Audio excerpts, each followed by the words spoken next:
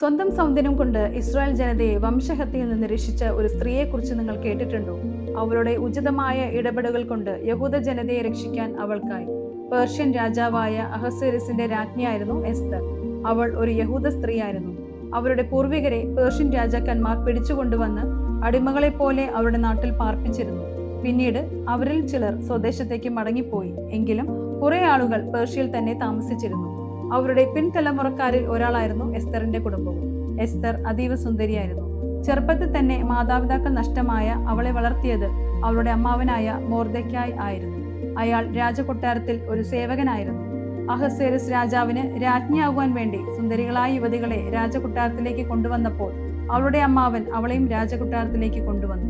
കൊട്ടാരത്തിൽ ക്രൂരനായ ഹാമാൻ എന്ന ഒരാളുണ്ടായിരുന്നു. ആ സമയത്ത് അഹസ്വേരുസ് രാജാവ് അഗാവ് വംശജനായ ഹാമാന് സ്ഥാനക്കയറ്റവും ഉന്നത പദവിയും നൽകി അവനെ മറ്റു പ്രഭുക്കന്മാരെക്കാൾ ഉന്നതനായി പ്രതിഷ്ഠിച്ചു. കൊട്ടാരവാതിൽക്കൽ ഉണ്ടായിരുന്ന സകല രാജസേവകന്മാരും ഹാമാന്റെ മുമ്പിൽ കുമ്പിട്ട് ആദരം കാണിച്ചിരുന്നു. അങ്ങനെ ചെയ്യണമെന്ന് രാജാവ് കൽപ്പിച്ചിട്ടുണ്ടായിരുന്നു. എന്നാൽ മൊർദെഖായി മുട്ടുമടക്കുകയോ അവനെ വണങ്ങുകയോ ചെയ്തില്ല. കാരണം ദൈവത്തിന് മുമ്പിൽ അല്ലാതെ വേറെ ആരുടെയും മുമ്പിൽ മുട്ടുമടക്കില്ല എന്ന് മൊർദെഖായി തീരുമാനിച്ചിരുന്നു. ഇത് ഹാമാന്റെ കോപം ജ്വലിപ്പിച്ചു. മൊർദെഖായിയുടെ മേൽ മാത്രം കൈവച്ചാൽ പോരെന്ന് അവന് തോന്നി.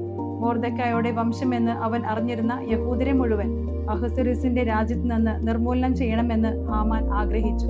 അവൻ രാജാവിനോട് പറഞ്ഞു, നമ്മുടെ ജനതയിൽ ചീറിപ്പാർക്കുന്ന ഒരു കൂട്ടം ആളുകളുണ്ട്. അവർ രാജാവിനെയും രാജ്യനിയമങ്ങളെയും അനുസരിക്കുന്നില്ല. അവരെ ഉന്മൂലനം ചെയ്യുവാൻ എനിക്ക് അവസരം തരണം. രാജാവ് അതിന് സമ്മതം കൊടുത്തു. തങ്ങളുടെ വംശത്തെ രക്ഷിക്കുന്നതിനായി രാജാവിനോട് അപേക്ഷിക്കണമെന്ന് മൊർദെഖായി എസ്തറിനോട് പറഞ്ഞു.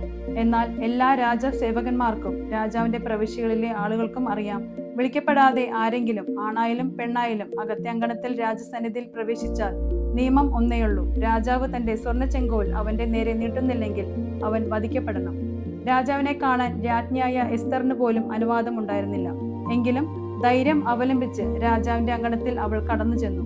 രാജാവിന് കോപം വന്നുവെങ്കിലും തന്റെ മുമ്പിൽ ബോധം കെട്ട് വീഴാൻ പോയ എസ്തറിനെ ചേർത്ത് പിടിച്ചുകൊണ്ട് രാജാവ് ആശ്വസിപ്പിച്ചു. രാജാവ് അവളോട് എന്തു വേണമെന്ന് ആവശ്യപ്പെട്ടപ്പോൾ താൻ ഒരുക്കുന്ന വിരുന്നിൽ രാജാവും ഹാമാനും പങ്കെടുക്കണമെന്ന് അവൾ അപേക്ഷിച്ചു. ആ വിരുന്നിനിടയ്ക്ക് എസ്തർ തന്നെയും തന്റെ ഗോത്രത്തെയും വംശഹത്യ നടത്തുവാൻ തയ്യാറായിരിക്കുന്ന ഒരാളെക്കുറിച്ച് രാജാവിനോട് പറഞ്ഞു. തന്റെ രാജ്ഞിയെയും കുടുംബത്തെയും ഇല്ലാതാക്കാൻ ശ്രമിക്കുന്നത് ആരാണെന്ന് ചോദിച്ചപ്പോൾ അത് ഹാമാനാണെന്ന് എസ്തർ മറുപടി നൽകി. രാജാവിന്റെ കോപം ഹാമാനെതിരെ തിരിഞ്ഞു. അയാളെ തൂക്കിക്കൊല്ലാൻ വിധിക്കുകയും ചെയ്തു. ഈ ബൈബിൾ കഥാപാത്രങ്ങൾ എന്താണ് നമ്മളെ പഠിപ്പിക്കുന്നത്? അനാവശ്യമായ ഈഗോയും എല്ലാവരും തന്നെ ആരാധിക്കുകയും ബഹുമാനിക്കുകയും ചെയ്യണമെന്നുള്ള പിടിവാശിയും ദൈവത്തിന് നിരക്കാത്ത പ്രവൃത്തിയും ഹാമാനെ തകർത്തു കളഞ്ഞു. സ്വന്തം ജനത്തോടുള്ള സ്നേഹം മൊർദെഖായിയെ എല്ലാം ധീരതയോടെ ചെയ്യാൻ പ്രേരിപ്പിച്ചു. ദൈവത്തിൽ അടിയുറച്ച വിശ്വാസവും തന്നെയുള്ള ബോധ്യവും എസ്തറിനെ വലിയ കാര്യങ്ങൾ ഏറ്റെടുക്കാൻ പ്രാപ്തയാക്കി. ദൈവത്തിന്റെ വഴികൾ എത്രയോ മഹനീയമാണ്.